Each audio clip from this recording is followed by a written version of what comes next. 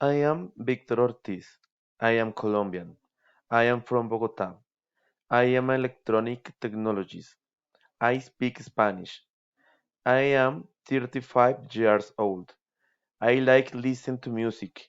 I hate the social inequality.